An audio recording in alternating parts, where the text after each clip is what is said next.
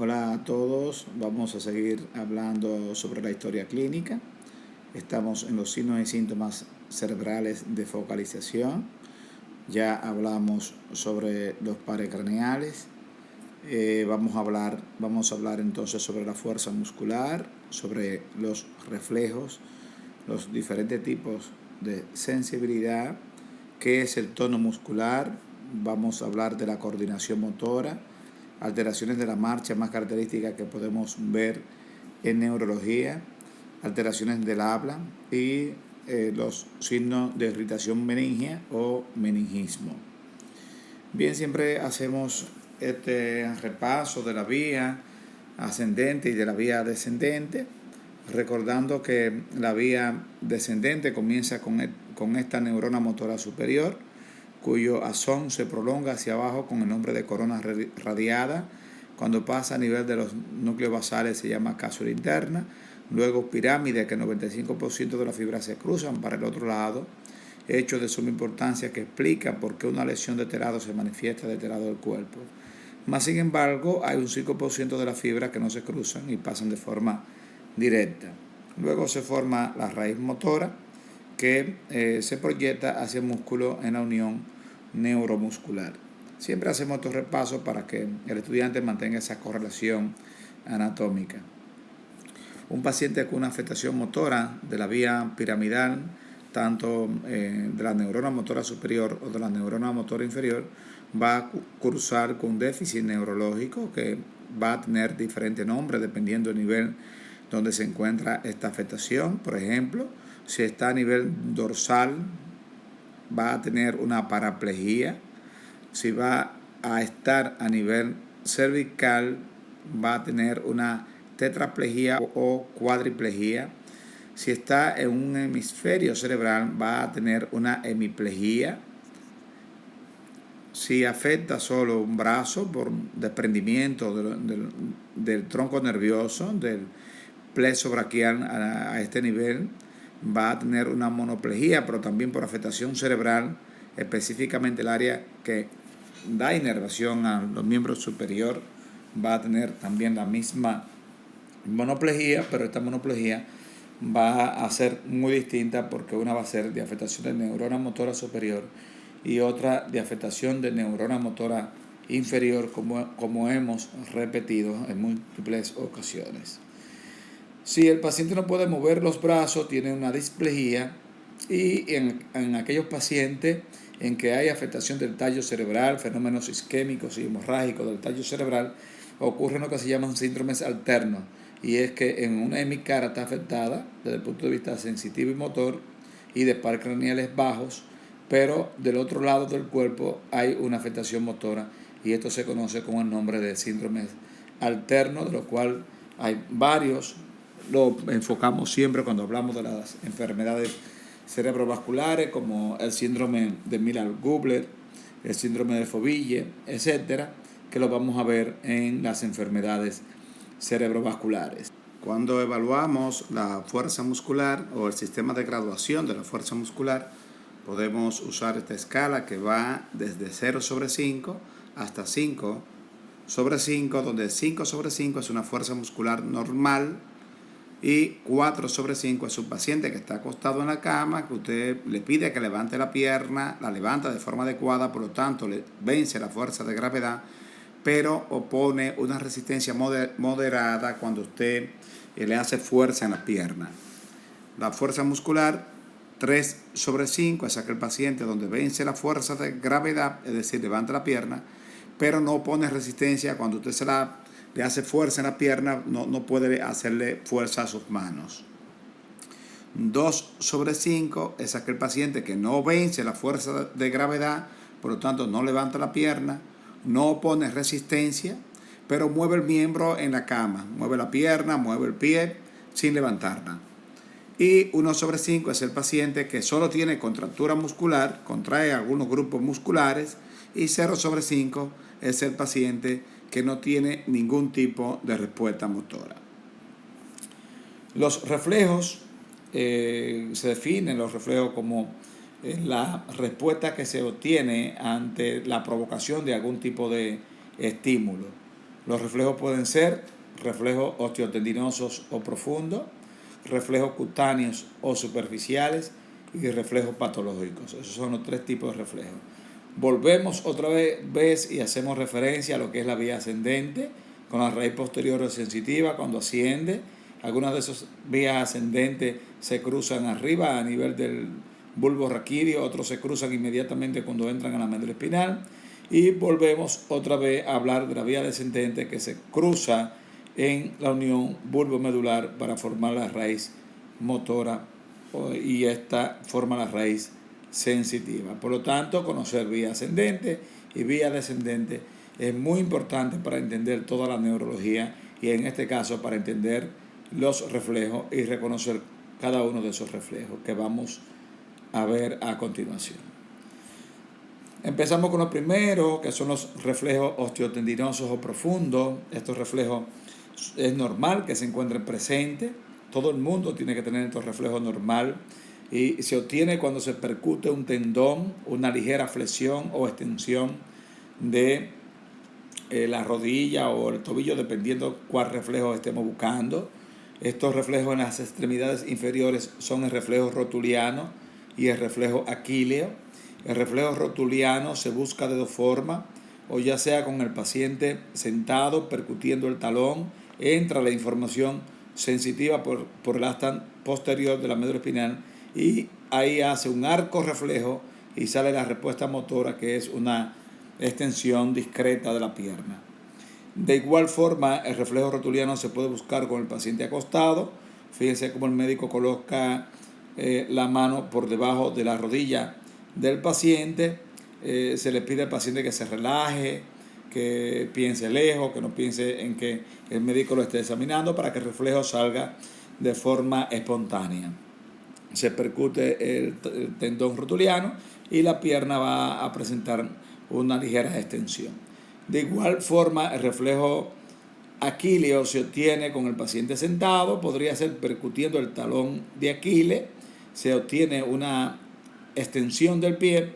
De igual forma puede ser con el paciente ya acostado, el médico examinador flexiona el pie y cuando se percute hace una pequeña resistencia al médico examinador tras la percusión del tendón de Aquiles.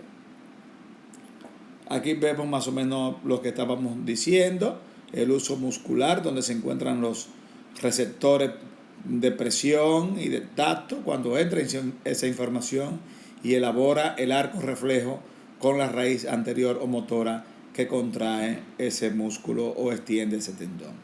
A nivel bicipital o a nivel de los miembros superiores tenemos 2 tipos de reflejos, que son el reflejo bicipital y el reflejo tricipital.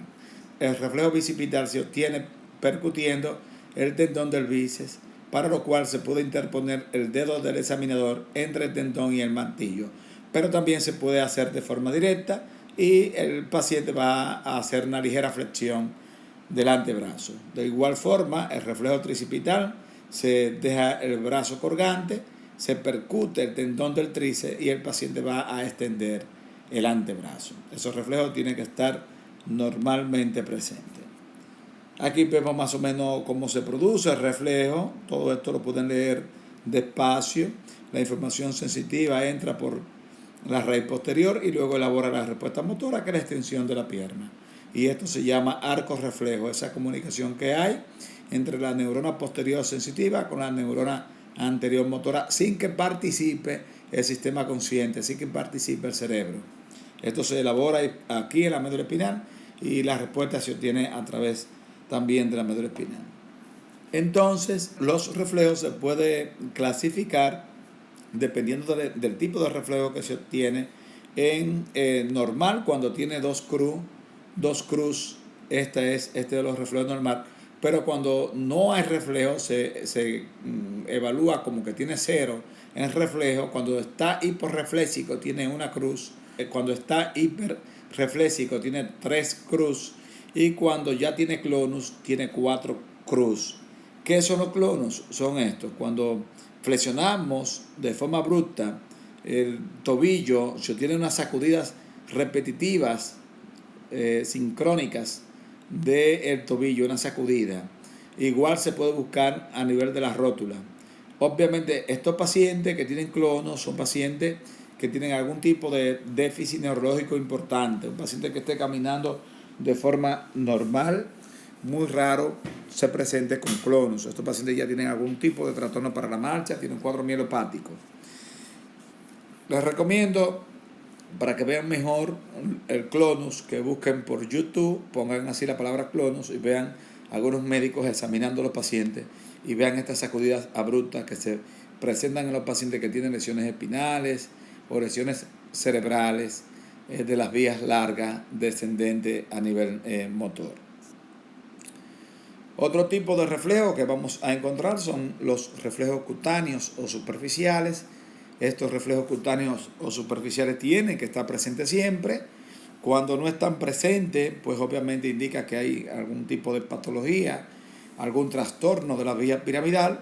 Y los reflejos cutáneos son los siguientes: el reflejo abdominal, el cual se rasga la pared abdominal anterior con un objeto romo. Aquí tiene una llave, pero puede ser, por ejemplo, la parte que nos escribe de un bolígrafo, el lado contrario de un bolígrafo. Puede ser, por ejemplo, la cobertura de una aguja de una jeringa, nunca la jeringa obviamente, sino la cobertura de la aguja de una jeringa. Se rasga la pared abdominal y hay una especie de contractura de los músculos de la pared abdominal. Otro reflejo que también se puede encontrar es el reflejo plantar. No es el mismo que el reflejo de Babinski, es diferente. El reflejo plantar se rasga la planta del pie desde abajo hacia arriba y se va a obtener una flexión de todos los dedos. Es un reflejo normal que está presente en todo el mundo. Todas las personas tienen este reflejo plantar presente. Si no está, pues obviamente denota que hay algún tipo de enfermedad neurológica, como vamos a ver cuando hablemos de las diferentes enfermedades del sistema nervioso. Otro reflejo que no tiene mucha utilidad en la práctica neurológica, porque obviamente uno respeta mucho el pudor del paciente, pero es importante que lo conozcan, es el reflejo cremastérico, donde se frota la cara interna del músculo y se obtiene una contracción del testículo porque el músculo cremaster se contrae y eleva el testículo.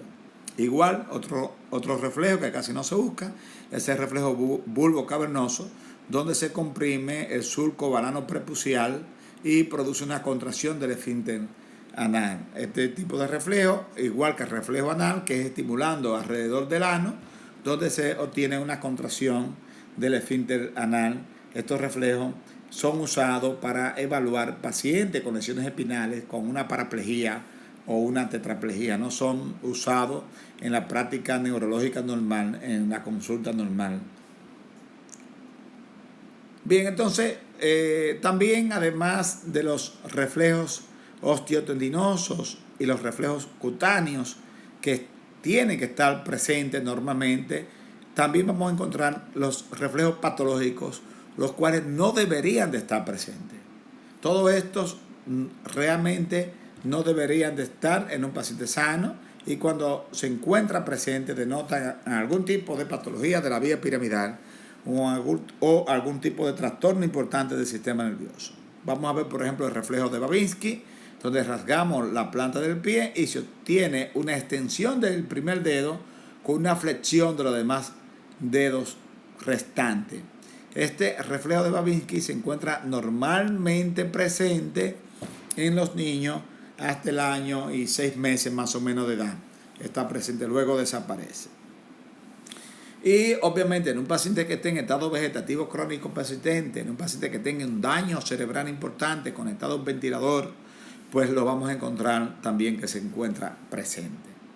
También encontramos el reflejo de presión forzada o de grasping o darwiniano, que no es más que el paciente te aprieta, tú colocas los dedos o la mano en el paciente y él te aprieta la mano y no te la quiere soltar. Esto lo podemos ver normalmente en los niños, como aquí se ve, de forma normal. Esto es un reflejo que está presente en todos los niños, pero de forma patológica se puede observar en los pacientes que están en estado de coma vigil o coma prolongado o estado vegetativo crónico persistente.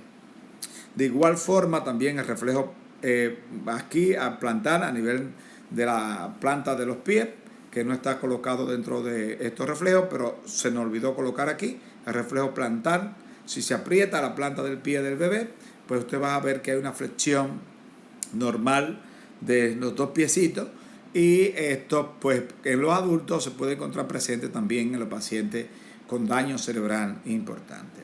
El reflejo de Hoffman es el equivalente del reflejo de Babinski en los pies, que es la percusión del dedo medio, produce una flexión de los demás dedos. Se percute el dedo medio, como está aquí, y se observa esta flexión de la última falange del dedo gordo o del primer dedo de la mano. El reflejo palmo-mentoniano se rasga la palma de la mano con un objeto romo, como una llave, y se obtiene una contractura o una fasciculación de los músculos mentonianos en este paciente, usualmente con daño cerebral importante, con un coma vigil, con un estado vegetativo crónico persistente. Bien, con respecto a la sensibilidad, también hay que valorar los diferentes tipos de sensibilidad, y hay que recordando que la sensibilidad hay de varios tipos: la sensibilidad propioceptiva, que va por los fascículos posteriores de Goldie-Burdach, también va por los fascículos espinocerebelosos anterior y posterior; la sensibilidad esteroceptiva del dolor y la temperatura, que va a través de los fascículos espinotalámico lateral; y la sensibilidad interoceptiva, que recoge la sensibilidad visceral. Por lo tanto, estos tres tipos de sensibilidad son bastante importantes reconocerlos. Repetimos, los tres tipos de sensibilidad que son importantes a reconocer son la sensibilidad esteroceptiva, que tiene que ver con la información del tacto y del tacto superficial, del dolor y la temperatura, y que llega hacia el cerebro a través de los fascículos espinotalámico lateral y espinotalámico anterior. Otro tipo de sensibilidad es la sensibilidad propioceptiva, que llega hacia el cerebro a través de los fascículos posteriores de Gracilis y cuneiformes o Goldie-Burdach y los fascículos espinocerebelosos anterior y posterior. Y luego tenemos la sensibilidad interoceptiva, que lleva la información visceral, la cual no está dibujada aquí, pero correspondería más o menos a un fascículo que se encuentra a este nivel.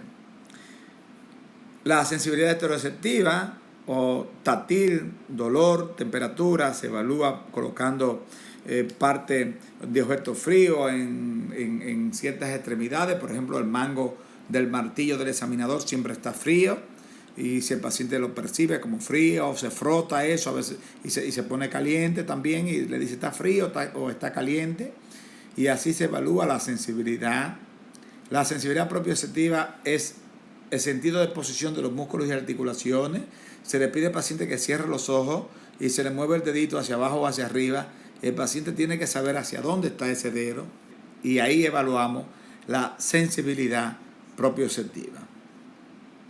Bien, algunos aspectos que tenemos que tomar en cuenta en cuanto a la sensibilidad y algunas definiciones es lo que es anestesia. Anestesia es la ausencia de la sensibilidad para el tacto, para el dolor y para la temperatura.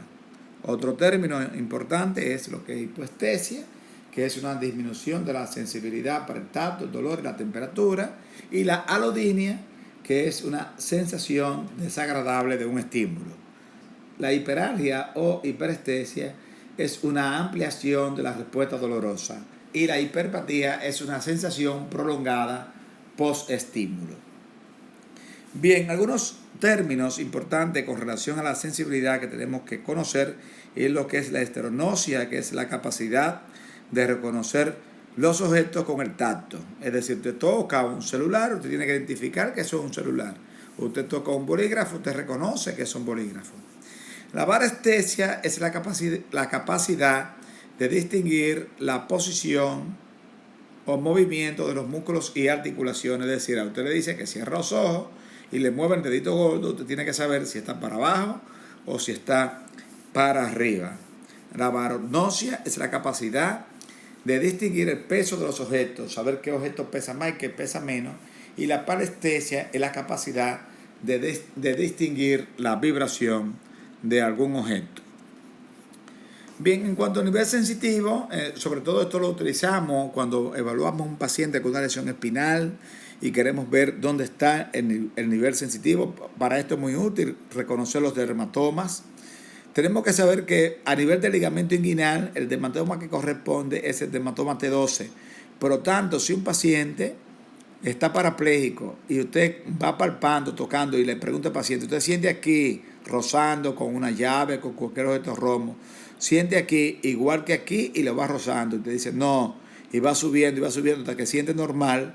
Si comienza a sentir normal a nivel del ligamento inguinal, usted entonces dice que el nivel sensitivo está a nivel de T12 y por lo tanto a ese nivel es que debe de buscar la lesión. Si el nivel sensitivo está a nivel de la cicatriz umbilical, corresponde al dermatoma T10. Si es a nivel del apéndice cifoide, corresponde al dermatoma T6. Y si es a nivel de la tetilla, corresponde al dermatoma T4. Conociendo esos puntos, pues usted puede calcular más o menos los demás dermatomas. Y esto es bien útil para los pacientes parapléjicos, tetrapléjicos, etc. Bien, el tono muscular es muy importante. El tono muscular es el grado normal de tensión de los músculos en reposo. O sea, los músculos usted lo aprieta un poquitín y te va a hacer una pequeña resistencia.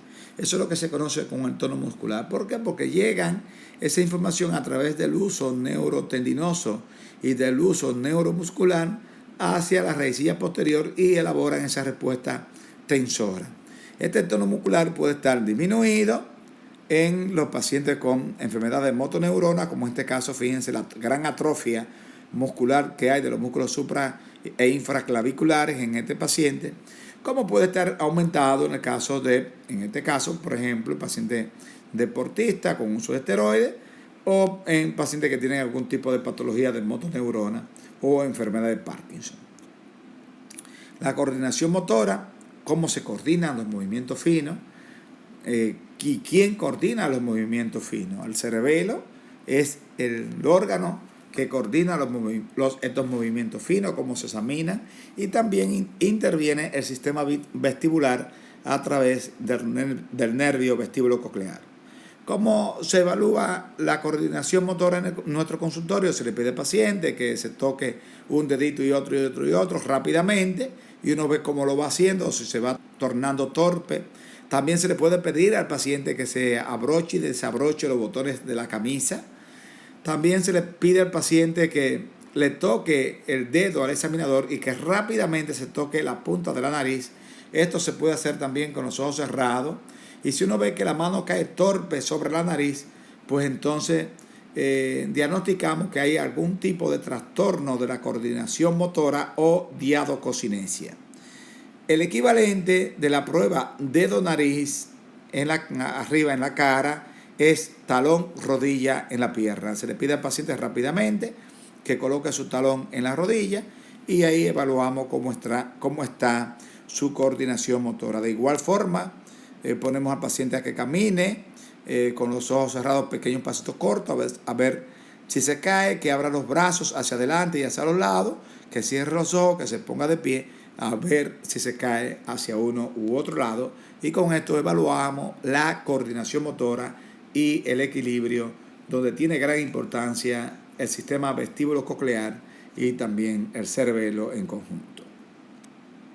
La marcha, viendo cómo un paciente camina, pues un médico puede más o menos diagnosticar una enfermedad. Por eso un ejercicio práctico que se puede hacer es observar a las personas caminar, y con esta observación usted puede más o menos detectar los diferentes tipos de marcha y los diferentes tipos de patologías.